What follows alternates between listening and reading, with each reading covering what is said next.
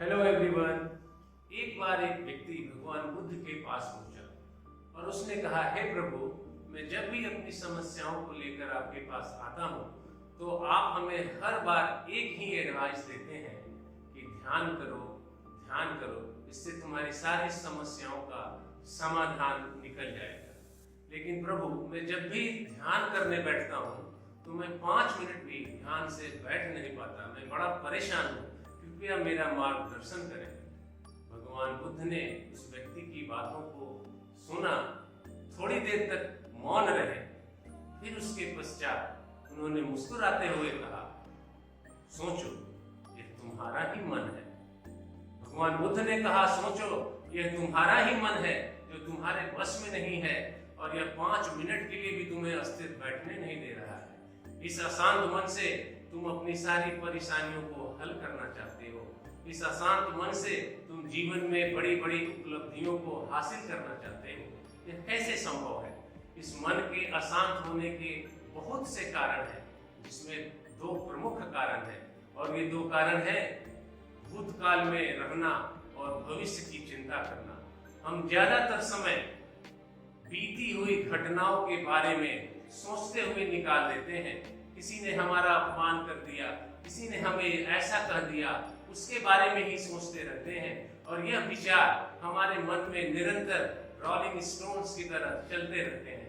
भविष्य में क्या होगा कोई नहीं जानता। भविष्य अभी गर्भ में है, भविष्य अभी आया नहीं है, लेकिन हम भविष्य के बारे में चिंतित होकर अपने वर्तमान को नष्ट किए हुए जा रहे हैं। एक सर्वे है जो यह बताती है कि इस दुनिया के 80% लोग स्ट्रेस, एंजाइटी, इंसोम्निया, अनिद्रा, migraine and different types of pains in different parts of the body से सफर कर रहे हैं।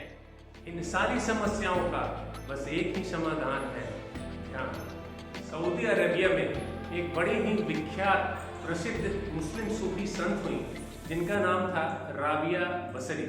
विश्व के अलग अलग कोने में उन्हें हजरत राबिया बसरी के नाम से भी जाना जाता है। एक दिन राबिया बसरी अपने हाथ में एक दीपक लिए दोपहर की चिलचिलाती धूप में अपनी कुटिया से बाहर रोड पे कुछ ढूंढ रही थी। जब लोगों ने यह देखा कि मैडम बसरी कुछ ढूंढ रही हैं, तो वो उनके पास आए और उन्होंने पूछा कि आप ये क्या ढूंढ रही हैं यहाँ पे। तो उन्होंने बताया कि मेरी सुई यहाँ पे गिर गई है जिसे मैं ढूंढ रही हूँ। लोगों ने सोचा कि बढ़ती उम्र के कारण शायद इनकी मनोदशा अब ठीक नहीं है, इसीलिए यह हाथ में दीपक लेकर दोपहर की चिलचिलाती धूप में सुई सड़क पर ढूंढ रही है। तो लोगों ने उनकी मदद करनी चाहिए और वो लोग भी साथ मिलकर उस सुई को ढूंढने लगे। लेकिन काफी समय तक ढूंढने के पश्चात जब उन्हें वह सुई न मिली तो उन्होंने एक बार पुनः पूछा, मैडम आर यू श्योर, क्या आप निश्चित हैं कि सुई आपकी यहीं पे गिरी थी? तो राबिया बसरी ने कहा, नहीं नहीं नहीं, सुई तो हमारी कुटिया के अंदर गिरी थी। तो फिर लोग बड़े नाराज हुए, कहने लगे कि जब सुई कुटिया के अंदर गिरी तो आप बाहर क्यों ढूंढ रही हैं? इस पर राबिया बसरी ने बड़ा ही शानदार जवाब दिया। उन्होंने कहा, यही बात तो मैं तुम लोगों को कब से समझाने की कोशिश कर रही हूँ कि जब अशांति अंदर से आ रही है तो अंदर से ही दूर होगी, बाहर तो केवल भ्रम है। इसे केवल ध्यान, मेडिटेशन के द्वारा ही दूर किया जा सकता है। ध्यान के लिए हम 1 प्रिंसिपल को फॉलो कर सकते हैं। 1 मीन्स 1 मिनट मेडिटेशन। धीरे धीरे यह समय अपने आप ही बढ़ता जाएगा। इसमें हमने जब भी समय मिले हमें आंखें बंद करके 1 मिनट के लिए बैठ जाना है और अपने ध्यान को अपनी सांसों पर केंद्रित करना है और मन में आ रहे विचारों को बस साक्षी बनकर देखना है। धीरे धीरे आप पाएंगे कि हमारे मन में आने वाले ये विचार या इन विचारों की ट्रैफिक कम होती जा रही है और हमारा मन धीरे धीरे शांत होता जा रहा है। भगवान महावीर 12 वर्षों तक ध्यान में रहे। भगवान बुद्ध 6 वर्षों तक कुछ न बोले। जीसस को जब ये लगता था कि उन्हें हृदय रूपी आईने पर धूल जम गई है तो वो पहाड़ों की ओर रुख कर लेते थे, और जब उन्हें ये लगता कि अब यह धूल हट गई है वो वापस आ जाते थे। ऐसा उन्होंने अपने शिष्यों के साथ शेयर किया है। कहते हैं कि जब भगवान बुद्ध को ज्ञान प्राप्त हुआ तो वो 7 दिनों तक कुछ बोले नहीं।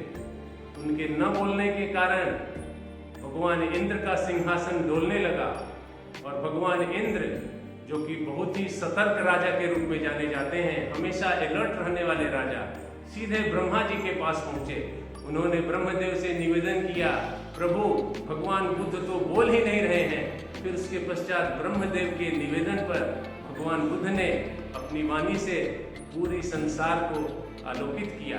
तो ध्यान, जिसने इंसान को भगवान बनाया, लेकिन हमने इसकी महत्ता को नहीं समझा, इसकी महत्ता को जाना नहीं, इसे पहचाना नहीं।